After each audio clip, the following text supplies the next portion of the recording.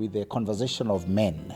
It is important for men to speak out, the challenges that they are going through about it. Men tend to say yes, no, I'm coming, I will be, wait for me. Men don't speak much. They speak with actions. But then that's why they have a lot. I'm Father Evangelos Thiani. I am a professor of practical theology at the Orthodox Seminary in Riruta, Nairobi. This is the main Orthodox seminary for the entire African continent for the Greek Orthodox Church. We are based here in Riruta since the 1970s. This is actually an extension of the ancient catechetical school of Alexandria, which actually was the oldest theological school globally. Started in the 3rd century in Alexandria, Egypt. But due to the Muslim invasion from the 7th century, we had many challenges there, and therefore it was moved to Kenya in the 1970s. Originally meant only for the East Africans, but then it grew into an African seminary at least by 1995, when it was formally proposed as a patriarchal seminary. We have many students from all over the African continent who come here. We teach them in English. We teach them for about undergraduate studies, those who come for certificates, diplomas, and in the past we have also had undergraduate studies that were accredited from Greece. At the moment, we have about 13 faculty members. Due to the economic crisis, our students usually have a fully paid program, and therefore they come here to just study without paying. Therefore, we have less than 100 students at the moment. In this same compound, we have a social science college where we teach teachers and social studies students, business and accounting students, depending on computer science programs, depending on what program you want. We also have a primary school for the less fortunate within the area. And they also don't pay. We give them school uniforms, school bags, all the school amenities that they need to study, breakfast and lunch, and sometimes even food to take home with them.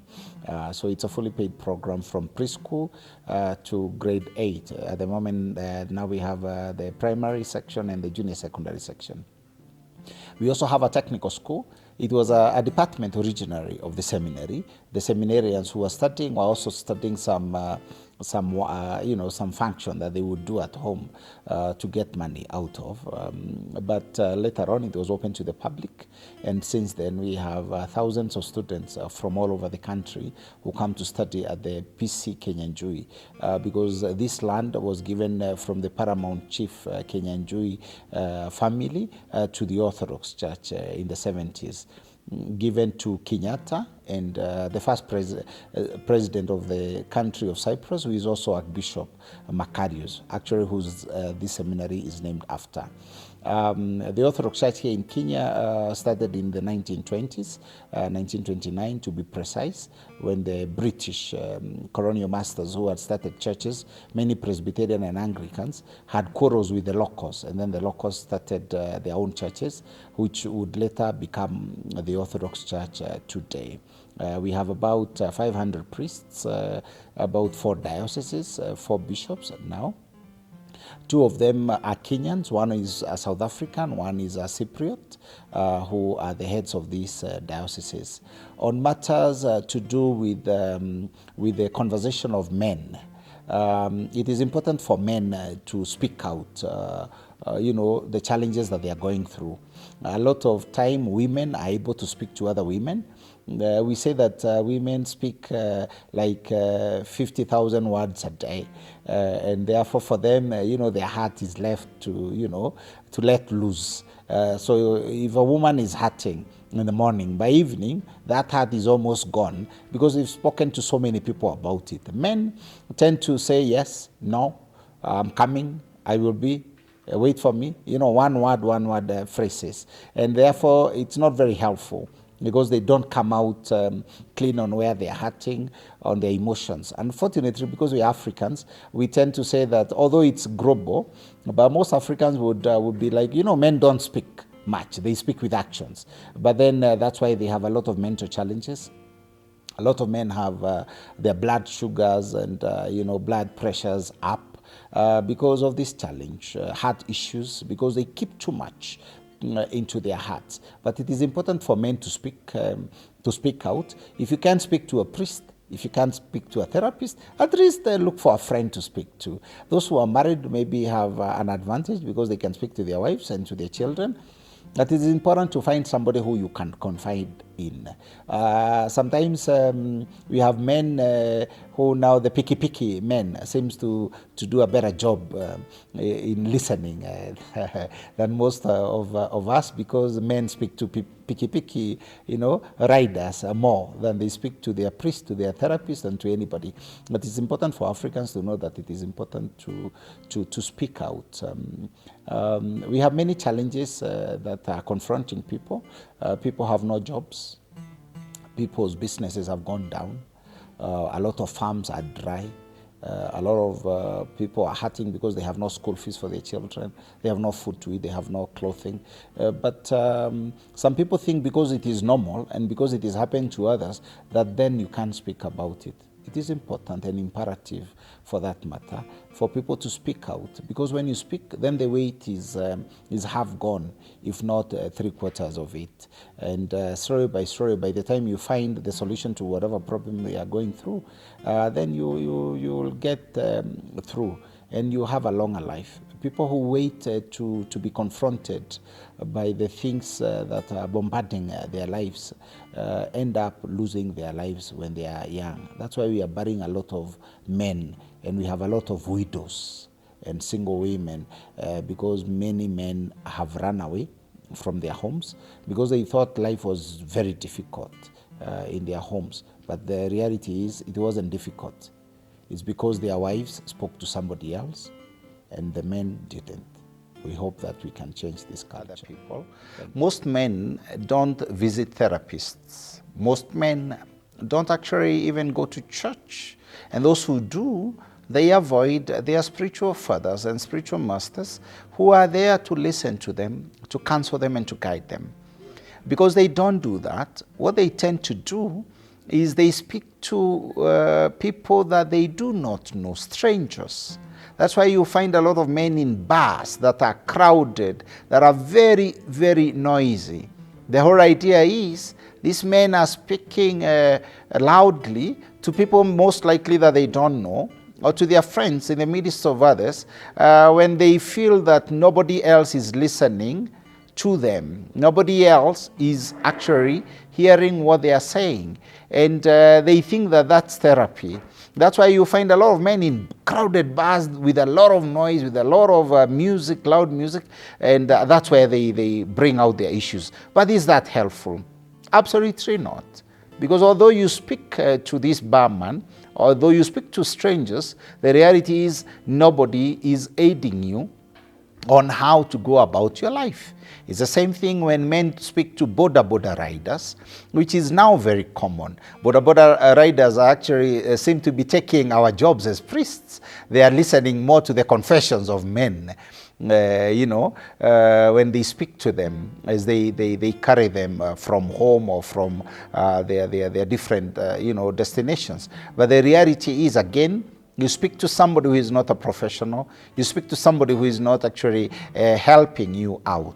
It is important for men to find time, to find people who have the expertise to listen, who have the expertise to counsel them, to guide them in matters of life. Many women go to priests. Many women are found in churches. Many women will be found, lined up in therapist offices. And that's why they are living a longer life than men. Because the same challenges that are hurting women are the same ones that are hurting men. But the women are getting a chance to speak out, while the men are not. We encourage men to look for professional help, to look for people who are interested and who have the ability to listen to them, to guide them in the challenges and the worries of life. Because this life, you need somebody to listen to you. You need somebody to pat your back. You need somebody to walk with you in this journey that is so difficult in these days of financial challenges, in these days of dry and drought periods, in these days of many, many sophisticated challenges that most of us have no answer to. You need somebody to speak to. Please make a change in your life. The issue of LGBTQI is an issue that is ongoing globally. The reality is the LGBTQ community has given many Kenyans sleepless nights. But the reality is homosexuality, lesbianism, and other forms of sexualities are not new to the world. 2,000 years ago, Christianity was speaking about it. Even before that, the Old Testament has a lot of stories of homosexuality. Of course, the Christian stand is we are against homosexuality. Homosexuality is a sin. We can't change that. This is our reality. But we have these people in our communities? Yes. Just like Christianity is against stealing and we have thieves in our community. Just like Christianity is against liars and we have many liars in our communities, we have these people in our communities. They belong to our families. Some of them belong even to our Christian communities. Some of them are our brothers. Some of them are our sisters. And what can we do but show them love, embrace them? As we speak to them on our opinions and on our stand, we need to take them seriously as human beings. Of course, the West will want to push this agenda of us speaking about LGBTQI. It took them hundreds of years to accept LGBTQIs in their own communities. And how did it start? Conversations like these ones that we are having in Kenya. So it is important for us to make sure that even as we discuss this, even as we express our stand for or against LGBTQI, remember they are also created in the image and likeness of God. They are our brothers, they are our sisters, and it is important to take caution as we accuse them of anything.